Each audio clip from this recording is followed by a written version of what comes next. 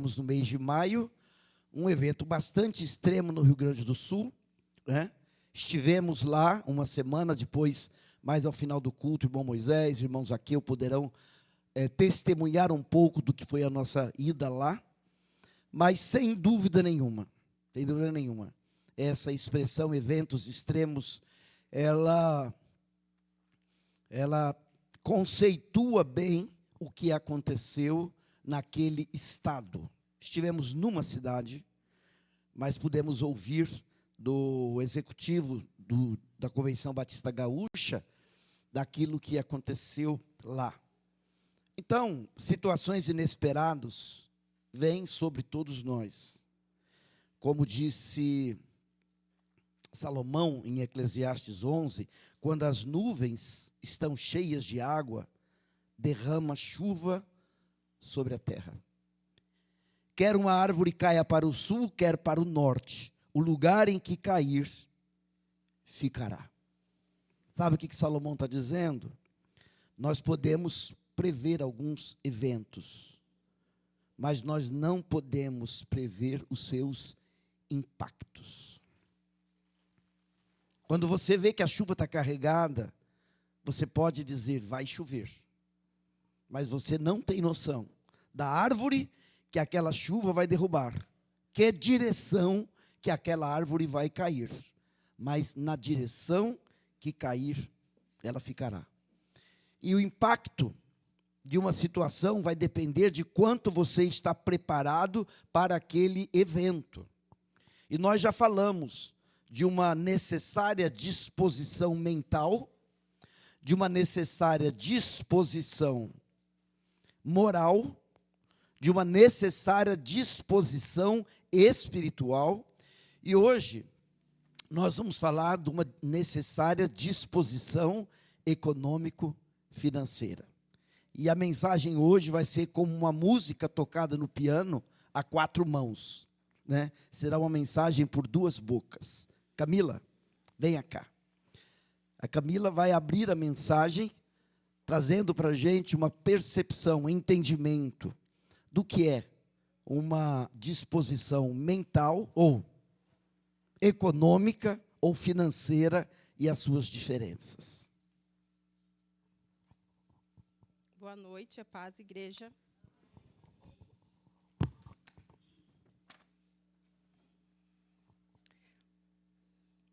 Bom, falar de finanças é um assunto de difícil abordagem, né? Mas missão dada, missão cumprida. Primeiro, nós precisamos entender a diferença de situação econômica e situação financeira. Então, vamos classificar aí que a situação econômica, nós vamos visualizar bens e investimentos. E situação financeira, vamos classificar como dinheiro, o que nós temos disponíveis no momento. Então, uma empresa ou uma pessoa, ela pode ter 4 situações, quando nós falamos de econômicas e financeiras. Ela pode ter uma situação econômica ruim e uma situação financeira boa. O que isso significa? Que ela não possui bens, ela não tem nada aplicado. E uma situação financeira positiva, quer dizer que ela tem dinheiro disponível. Essa empresa ou pessoa também pode ter uma situação financeira ruim e uma situação econômica boa. O que isso significa? Que ela tem muitas posses, muitos bens, mas ela não tem dinheiro em si. E também ela pode ter a situação econômica e financeira ruim, ou uma situação econômica e financeira boa. Então, nós temos aqui 4 situações. Em qual dessas situações nós gostaríamos de estar? Eu gostaria de estar na última. Econômica financeira e econômica boa. Mas o que precisamos para alcançar essa posição? Repitam comigo. Equilíbrio e planejamento. Esse planejamento eu vou chamar de planejamento financeiro. Quem nunca teve problemas financeiros? Quem nunca passou por um aperto, por falta de dinheiro? Quem nunca se preocupou em ganhar dinheiro, pagar as dívidas, comprar algo a mais? Quem nunca, não é? Algumas pesquisas que eu fiz, os problemas financeiros eles estão entre as maiores causas dos divórcios e o principal motivo do fechamento das empresas é o fluxo de caixa descontrolado. O que nós vemos aqui, nessas duas situações? Desequilíbrio e falta de planejamento financeiro. Agora, pense no pior cenário, um evento ou adversidade que interrompesse a sua fonte de renda. E eu vou fazer uma pergunta. Por quanto tempo você conseguiria arcar com suas despesas básicas e se manter com os recursos que você tem disponível hoje? Vamos pensar na pandemia. Foi um evento que veio sem programação, sem previsão, e foi um efeito cascata. As pessoas perderam seus empregos. Empresas tiveram que ser paralisadas. Então, quantas pessoas foram surpreendidas por esse evento? E o que determinou como essas pessoas passaram por esse período foi a situação econômica e financeira. Quem tinha dinheiro para se manter, se manteve. Quem tinha algo para poder vender, para se manter, vendeu, que é quando as pessoas tinham uma situação econômica boa. Quem tinha os dois, passou melhor ainda, né? Eu quero ler um texto que está no Evangelho de Lucas, no capítulo 14, versículo 28 e 31. Pois qual de vós, querendo edificar uma torre, não se assenta primeiro e calcula o seu custo, para ver se tem suficiente para terminá-la? Ou qual o rei que, indo guerrear contra outro rei, não se assenta primeiro e se aconselha para saber se com 10.000 é capaz de sair de encontro ao que vem contra ele com 20.000? O contexto aqui, Jesus estava falando sobre as condições para ser discípulo, mas não deixa de ser um planejamento. E nós podemos trazer esses ensinamentos aqui, são palavras de Jesus, para o nosso planejamento financeiro. O planejamento financeiro ele pode parecer complicado, mas, na verdade, não é. O planejamento financeiro é todo o processo que envolve a definição de metas a curto, médio e longo prazo, e a elaboração de estratégias para alcançá-la de maneira eficaz. O planejamento é como se ele fosse um mapa que nos guia em direção aos nossos objetivos financeiros. Esse plano nos ajuda a reconhecer as rotas, nos indica as metas e nos auxilia a identificar possíveis desafios, proporcionando uma visão clara do caminho desejado. Todo planejamento deve começar definindo os objetivos, os alvos, e de como fazer, quando fazer, onde fazer e quanto custarão. Existe uma fórmula mágica? Não, não existe. Para fazer o planejamento financeiro perfeito, cada pessoa tem uma realidade, cada pessoa tem prioridades distintas. Então, o plano ideal é aquele que funcionará para você. Bom, entender o que é planejamento econômico e financeiro é importante, mas é o começo. E, além de entender, nós precisamos colocar ele no papel. E, para que ele saia do papel e se torne realizável, outras ações precisarão ser colocadas em prática. E eu quero listar 6 delas. A primeira, oração.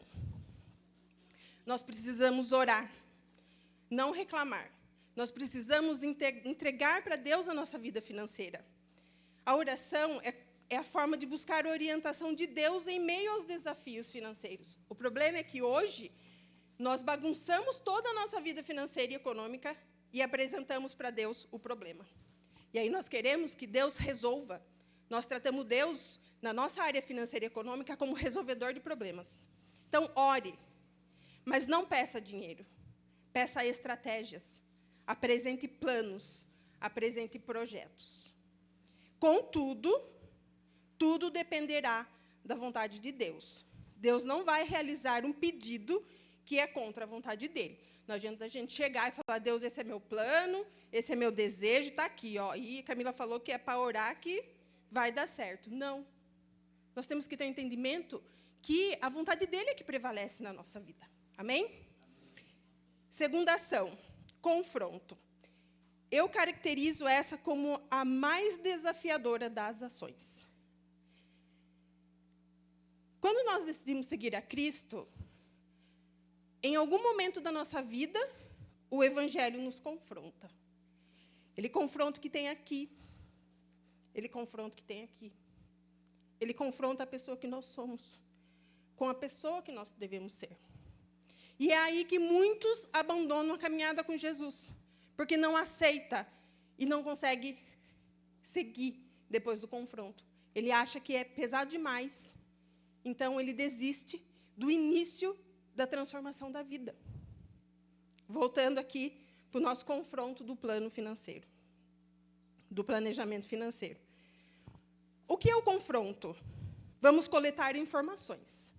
Vamos saber quanto a gente ganha, qual a nossa renda, qual a nossa despesa, quais os nossos planos, quais são os nossos sonhos para a vida. E, importante, nós precisamos aceitar a nossa realidade financeira aqui no confronto. Qualquer planejamento financeiro deve estar atrelado à real condição econômica e financeira naquele momento, porque é a partir dali que serão definidas as estratégias e traçados de objetivos. Porque eu chamo de confronto, e eu fiz essa comparação com a nossa caminhada com Jesus, porque é aqui que muitas pessoas desistem do planejamento financeiro. Quando ele é confrontado para a realidade em si, ele fala assim, não, isso não dá para mim, é demais, eu vou viver como eu acho que eu devo que viver. Terceira ação, renúncia. Gastar menos do que se ganha. Essa é uma lei do mundo das finanças, gastar menos do que se ganha. Aparentemente muito simples e banal, mas há uma dificuldade nas pessoas em entenderem isso. O planejamento financeiro só será eficaz se houver o compromisso de redução de gastos. Parece óbvio, e é. Mas o que você está falando? Para eu fechar o bolso e não gastar mais nada? Não.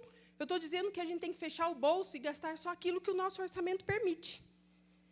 Anotar todas as entradas e saídas fará com que nós descobramos quais são os nossos pontos fracos e onde é necessário cortar. E é aqui que nós precisaremos renunciar ao que queremos para dar lugar àquilo que nós realmente precisamos. Quarta ação, atenção. E aqui eu classifico como a ação mais importante. Nós não podemos confundir o planejamento financeiro com a busca por riquezas. Esse não é o nosso foco. Precisamos ser generosos. Eu não vou entrar no mérito aqui da generosidade, eu vou passar bem rápida por ela, mas a generosidade é uma das marcas do cristão. Onde há generosidade, não há espaço para avareza. Amém? Eu também não vou entrar no mérito aqui e me aprofundar na questão da avareza. Outro ponto de atenção. Não deixe que suas metas econômicas e financeiras lhe tirem o foco. Como cristãos, nosso foco é servir a Cristo, não a Mamon. Não podemos permitir que as conquistas e confortos humanos enganem o nosso coração a ponto de nos afastar de Deus. Recentemente, a gente estava no mercado em Itu, e o menino que estava passando as compras, do nada, ele olhou para a gente e falou assim, sabe, queria ser rico. Aí eu falei, o que eu vou falar agora, né? Falei, você queria ser rico. Por quê? Ele falou, eu queria pagar minhas contas em dia. Falei, você queria ser rico. O que estava faltando aí, gente? Um planejamento para quanto ele ganha. Talvez, se ele fosse uma pessoa rica, ele fosse ser desorganizado financeiramente também. Então, assim, a gente precisa entender que não é quanto a gente ganha, é a forma como nós administramos. Então, a solução para aquele menino estava no dinheiro. Mas a solução para a nossa vida está em Jesus Cristo, não no dinheiro. A nossa confiança e esperança está em Deus, não no dinheiro. Quinta ação, prevenção. Uma pessoa que toma vitamina C, ela quer prevenir, pelo menos, gripes e resfriados. Tomamos vacinas para prevenir doenças.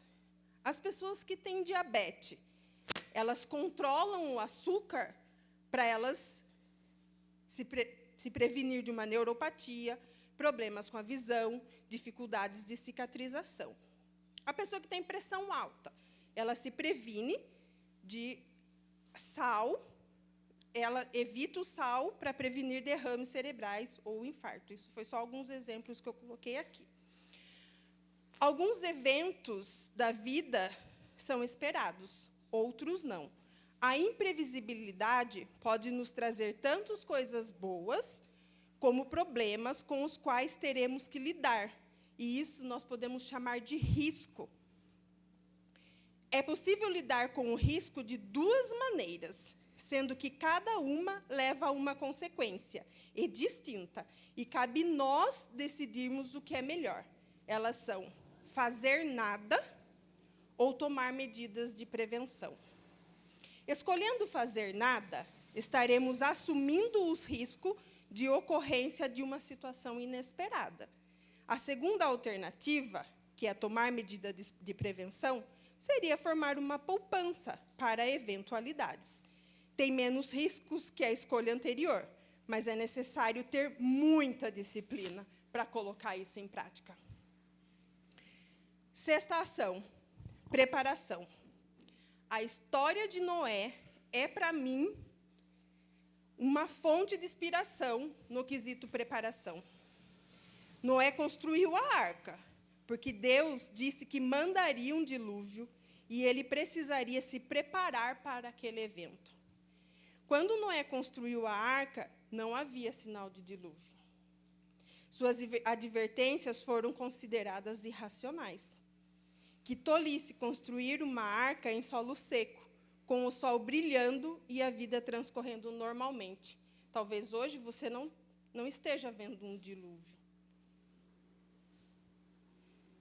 Mas o tempo passou, terminou-se a arca e veio o dilúvio. Os desobedientes e rebeldes afogaram-se. Podemos assumir o compromisso de nos prepararmos a partir de agora? Quando começar a chover, já é tarde demais para construir a arca. Então, se prepare para o futuro. Esse olhar para o futuro nos determina o que faremos, quando e de que forma. Pense numa pessoa que vai correr uma maratona. Ela só vai no dia e corre? Não. Ela se prepara muito tempo antes. Uma pessoa que vai prestar um concurso, uma prova, ela só vai e faz a prova? Não, ela estuda, ela se prepara para aquilo. Pensar apenas no momento presente e viver intensamente como se não houvesse amanhã só funciona em novelas e filmes de ficção. Na vida real, é necessário se preparar minimamente para o que está por vir, seja algo para desfrutar ou algo para se resguardar. Então, pés no chão e olhos nas finanças. Talvez você pense assim, mas eu vou fazer um planejamento financeiro para daqui 12 meses? E se Jesus voltar, ou eu morrer? Não importa. Importa que, como cristãos, até que ele volte, ou que a gente morra, nossa vida precisa ser organizada financeiramente. Talvez fique aí uma dúvida se preparação é igual a prevenção. Não. Prevenção são medidas adotadas com antecedência para impedir o surgimento ou minimizar os efeitos de algo. E preparação é o ato de preparar algo da forma que possa ser utilizado. Pensem comigo. Tem um extintor ali. Do nada, dá um curto-circuito aqui e começa a pegar um fogo. Tá? Ali. Aquele extintor está instalado ali, ele faz parte de um projeto de prevenção contra incêndio. Prevenção. Tá? Ele está ali. Ele estando ali, evita o curto-circuito daqui? Não, mas pode minimizar o problema. Então, a preparação está na elaboração do projeto de prevenção. E ele estar ali é estar preparado para o início do incêndio. Nós também temos resultados quando nós tomamos essas ações, quando nós colocamos elas em prática. Eu chamo de privilégios. Vou listar alguns. Saber o quanto se ganha, o quanto se gasta e quanto se deve economizar nos leva a uma posição de controle absoluto da nossa vida financeira. Gera confiança, e a confiança gera tranquilidade. Toda conquista é um privilégio, por isso, não subestime o poder das pequenas vitórias financeiras. Atingiu sua meta de economia do mês? Conseguiu quitar uma dívida? Aumentou a quantia guardada de sua reserva de emergência? Pode comemorar. Comemorar as pequenas vitórias é um privilégio. Ter uma vida sem dívidas é um privilégio. Irmãos, quando eu falo aqui, eu não estou falando de conta de água, de luz, essas coisas fazem parte da nossa rotina. Eu estou falando de dívidas adquiridas por um ato compulsivo, por gastar mais do que ganha. Tá? Eu não estou falando das nossas obrigações diárias. Tá? Então, ter uma vida sem dívidas é um privilégio. Poder suportar um evento extremo com uma situação econômica e financeira mais tranquila é um privilégio. Esse privilégio é o melhor para mim. Poder usufruir de um momento de gratidão diante de Deus por uma vida financeira saudável é um privilégio. Amém? Eu quero terminar dizendo que o nosso comportamento, seja na área financeira ou econômica, precisa ser para a glória de Deus. Amém?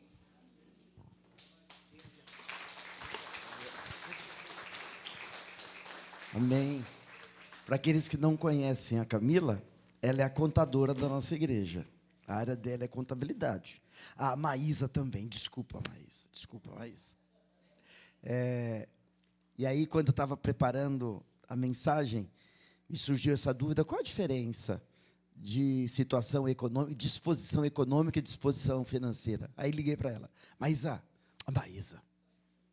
Camila, me explica isso aqui. Aí ela fez uma... Eu falei: menina, vem participar comigo nessa mensagem, né? Vem participar. Olha, uma das frases que mais me impactou: planejamento financeiro não tem como objetivo riqueza, tem como objetivo poder enfrentar as situações que a vida impõe sobre nós. Isso, Jesus, em Mateus 24, Jesus, ele prenuncia tempos bastante difíceis. E se nós cremos em Cristo e cremos na palavra, nós precisamos nos prevenir e preparar para esses tempos de dificuldade. Então, olha só, eu quero, nessa parte final da mensagem, passar alguns conselhos que Salomão traz para nós. Então, olha lá. A maioria das pessoas não tem disposição econômico-financeira. A maioria não tem. Por quê? Porque são imediatistas. Pensam somente no aqui e agora. Eclesiastes 11:1 fala: atire o seu pão sobre as águas, e depois de muitos dias você tornará a encontrá-lo. Então, Salomão fala de uma ação que não é imediatista. Eu lanço o meu pão sobre as águas e, no tempo certo, aquilo retorna para a minha vida. Uma outra razão porque as pessoas não têm disposição econômica financeira, porque elas são egoístas. Camila disse que ela não queria falar um pouco mais, né, sobre a liberalidade, mas Salomão fala isso. Reparta, Eclesiastes 11:2. Tudo eu vou ler aqui, Eclesiastes 11, de 1 a 8. Reparte, leia comigo. Reparte o que você tem com 7, até mesmo com 8, pois você não sabe que desgraça poderá cair sobre a terra. Reparte o que você tem. Você não sabe o que vem. E é importante que você semeie. Eu gosto muito daquela expressão que fala: não ajunteis tesouro na terra, onde a traça e a ferrugem consomem, mas ajunteis no céu. E o que é juntar no céu? É quando você vive de acordo com a vontade de Deus. E aí você aplica na vida, e quando chega na hora que você não tem por qualquer motivo, lá no banco de Deus, tem aquilo que vem para você. Outra razão porque as pessoas não têm disposição econômica financeira é porque elas são imprevidentes. Camila falou sobre isso, né? De preparação, planejamento. Quando as nuvens estão cheias de água, derramam chuva sobre a terra. Nenhum mistério aí. Qualquer um pode ver, rapaz, vai chover. Vai chover. Quer uma árvore caia para o sul, quer para o norte, no lugar que ela cair, ficará. Vai chover, mas para que lado essa árvore vai cair? Eu não sei. E quando cair, não dá para mudar. Isso nós vimos, Zaqueu, Moisés, isso nós vimos lá em Eldorado do Sul. A situação, não adianta fechar os olhos e dizer não aconteceu, está lá. O povo entorpecido com a gravidade daquela situação. E não tem o que fazer. Não tem o que fazer. Somos imprevidentes. Não pensamos no que pode acontecer. Não pensamos que o fogão pode estragar. Não pensamos que o carro pode bater. Não pensamos que a saúde pode piorar. Não pensamos que o desemprego pode chegar, não pensamos que podemos ser roubados, não pensamos. E quando chega, aí reclamamos, né? É isso que Salomão está falando aqui. A maioria das pessoas também não tem essa disposição econômica financeira porque são procrastinadores. O que é procrastinar? É deixar para depois. Não, depois eu faço, depois eu vou, depois eu penso, não é? Salomão fala em Eclesiastes 11:4, quem observa o vento não plantará, e quem olha para as nuvens não colherá. Depois quando melhorar, depois quando der certo, depois quando parar de ventar, depois quando as nuvens não ameaçarem chover, vai jogando para frente, né? A gente vê isso, principalmente em nós homens, né? Nós homens machos, né? Que vamos sempre jogando para frente os nossos exames. As mulheres correm, né? Correm para médico. Homens não, depois a gente faz, depois a gente vê, quem sabe mais na frente. E quando a gente percebe, a jurupoca piou, a vaca foi para o brejo, a coisa aconteceu. Cidinha está balançando a cabeça. Ivan, isso é com você, viu, Ivan? Essa balançada de cabeça de Cidinha, né? Por ano todos os exames. Só foi uma provocação só, né? Hein, Bruno? Bruno, Selma, vocês que são médicos, me digam, os homens são procrastinadores nessa questão? Depois eu tomo, depois eu vejo, depois eu faço, né? As mulheres estão sempre levando. É duro. Quando não é a mãe que leva, né? É verdade. Olha lá, a maioria das pessoas não tem disposição econômica e financeira porque são presunçosos. O que é ser presunçoso? É presumir que as coisas serão do jeito que eu penso. Presumir que as coisas serão do jeito que eu quero. Então, Salomão fala, assim como você não conhece o caminho do vento, nem como o corpo é formado no ventre de uma mulher, também não pode compreender as obras de Deus, o Criador de todas as coisas. Não presuma que você sabe, você não sabe. Não presuma que você tem controle, você não tem o controle. Você não conhece o caminho do vento, você não sabe como o corpo é formado no ventre da mulher, você não pode compreender as obras de Deus, o Criador de todas as coisas. A maioria das pessoas não tem disposição econômica e financeira porque são indolentes. O que é indolente? Eclesiastes 11:6 diz assim, plante de manhã a sua semente e mesmo ao entardecer não deixe as suas mãos ficarem à toa, pois você não sabe o que acontecerá, se esta ou aquela produzirá ou se as duas serão igualmente boas. O indolente é a pessoa que deixa as suas mãos à toa, sem um trabalho, sem uma responsabilidade, sem uma ação preventiva. Isso é a indolência. E essa indolência, ela é o reflexo de não ter uma disposição econômico-financeira adequada. No versículo 7, ele fala: a maioria das pessoas não tem disposição econômica financeira porque são negativistas. Eclesiastes 11:7 diz: a luz é agradável, é bom ver o sol. A gente não pode ter uma percepção sempre negativa acerca da vida. Eu voltei, eu não sei se foi Moisés que fez um comentário lá em Eldorado, dos passarinhos, ou foi o Zaqueu que comentou. Não, parece que não tem passarinho aqui. Para você, Moisés? Foi, né? Hoje de manhã levantei, fui para a feira, sol, pássaros. E eu falei assim: nossa, verdade. Ficamos uma semana lá em Eldorado do Sul, eu não vi e não ouvi nenhum passarinho. Aí a questão é: tá, então por causa disso, eu vou fechar os meus olhos, tapar os meus ouvidos, e eu não vou ver e não vou ouvir os passarinhos que estão próximos de mim? Não vou. A luz é agradável, é bom ver o sol, é preciso desfrutar daquilo que Deus me dá, no momento que me dá, porque pode ser que amanhã não tenha os pássaros. Pode ser que amanhã tenha somente nuvens, chuvisco, como a gente viveu lá esses dias, somente frio.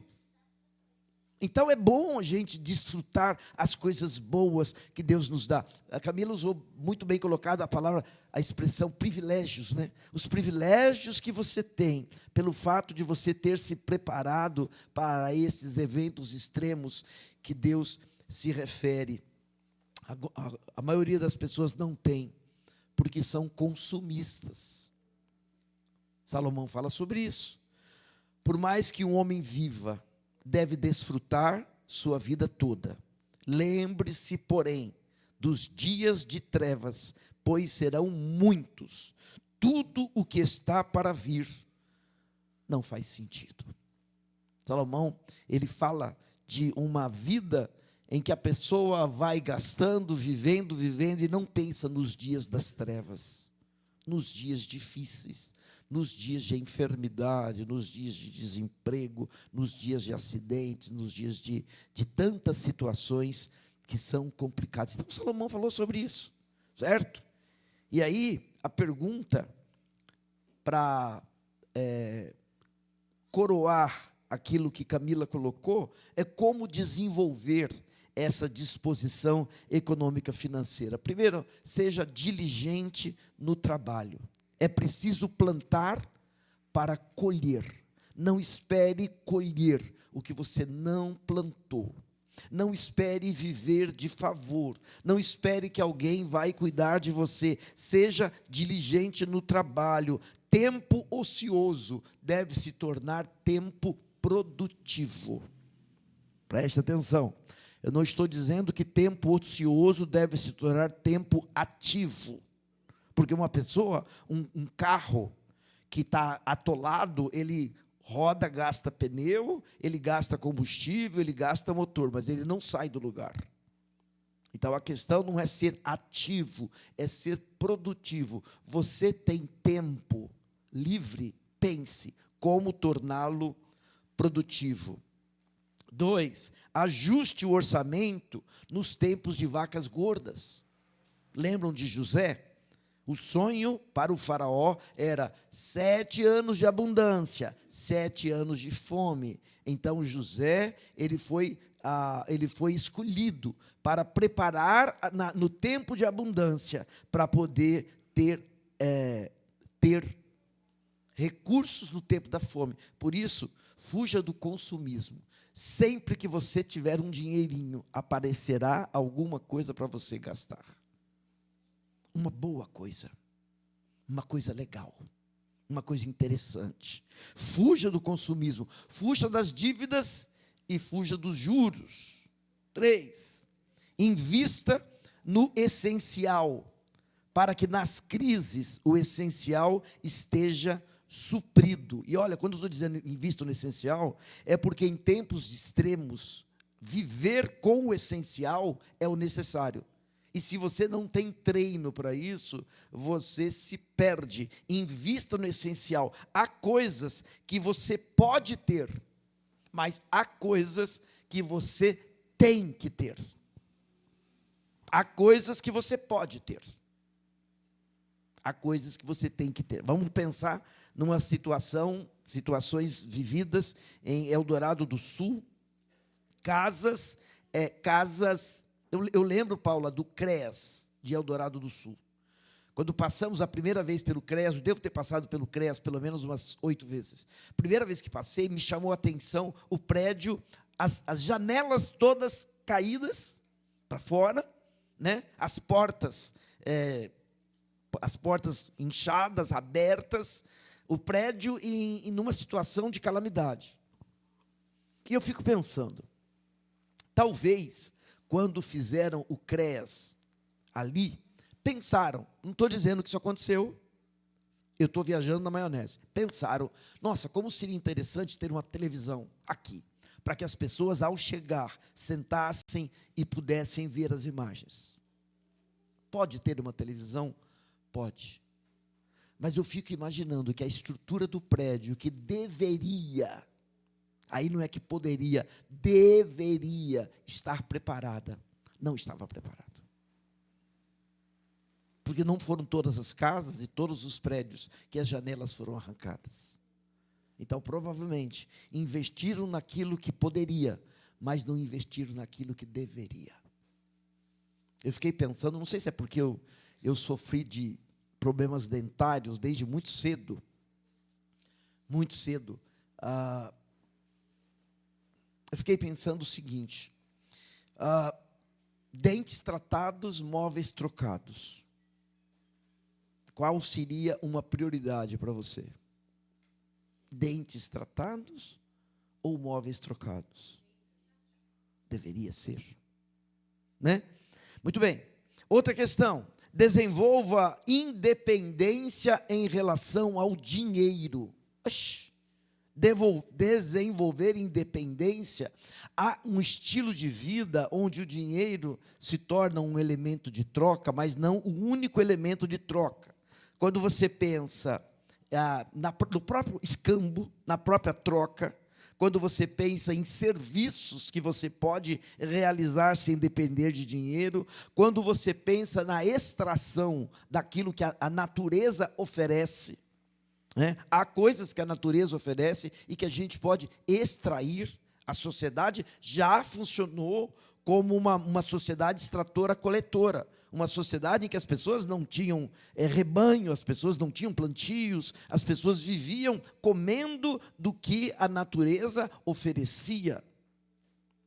Certo? Então, desenvolver independência em relação ao dinheiro é aprender a lidar com a vida sem depender do dinheiro como único elemento de troca. Aprender a fazer escambo, fazer troca, aprender a fazer serviços, né? Semana que vem eu quero falar um pouco mais sobre isso. Aprender a aproveitar, né? Às vezes eu fico bobo quando eu vejo uma fruta que não é de época, num preço elevado, e as pessoas reclamando por causa do preço elevado da fruta que não é da época. Não coma. Não é da época. Aprenda a comer aquilo que a natureza dá naquele momento, de maneira mais em condição. A outra é invista em atos de misericórdia. Você vai colher o que plantar. Paulo fala isso lá em Efésios 4, Filipenses 4, quando Paulo fala da oferta que os irmãos mandaram para ele e tal, no 4,19, ele diz que a graça de Deus superabunde. Superabunde. Então, invista em atos de misericórdia. Cada vez que você puder fazer alguma coisa para alguém, saiba, você está investindo na sua conta celestial. Aquilo voltará. Aquilo voltará. Isso é tão certo como 2 e 2 são 4. Aquilo voltará. Outra sugestão, outro conselho: fuja de jogos de azar. São dinheiro amaldiçoado. Fuja de loteria, fuja de jogo do tigrinho, fuja de aplicações mirabolantes que vão salvar a sua vida. Não entre nessa lorota. Isso não é de Jeová, isso é de Mamon. Não permita que a cobiça esteja no seu coração, porque muitas famílias estão sendo detonadas por causa de jogos de azar, por causa de pirâmides financeiras, coisas que vão salvar a vida. Ontem mesmo, na viagem, nós conversávamos sobre um comerciante da nossa cidade, muito bem colocado, e começou a fazer aplicações mirabolantes.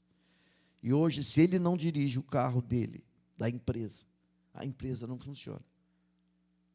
Fuja de jogos de azar e foque na eternidade. Lembra sempre, aqui é passageiro, efêmero. Lá é eterno, certo? Querido, lembre-se, você não tem controle sobre os eventos que se abatem sobre você, mas você deve agir de modo a reduzir o impacto sobre tua vida. Jesus, nosso mestre e Senhor, falou sobre isso. Primeiro ponto que Camila falou dessa preparação, qual foi?